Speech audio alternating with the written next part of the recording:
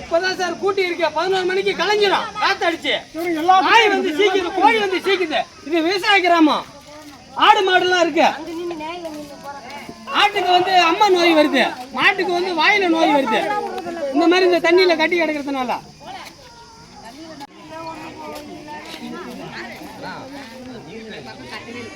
Mini tank ஓடவே இல்லைங்க. 6 மாசம் ஆச்சுங்க மினி டேங்க் ஓடி. அப்படியே ஒரு நாள் 4 பைப்புல தண்ணி ஒழுங்கிட்டே இருக்கு.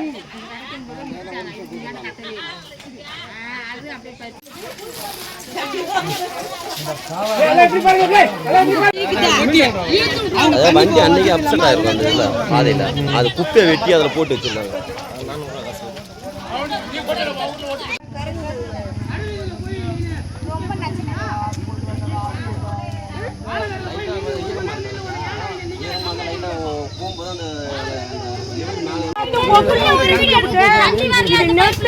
போட்டு விட்டுருணும்.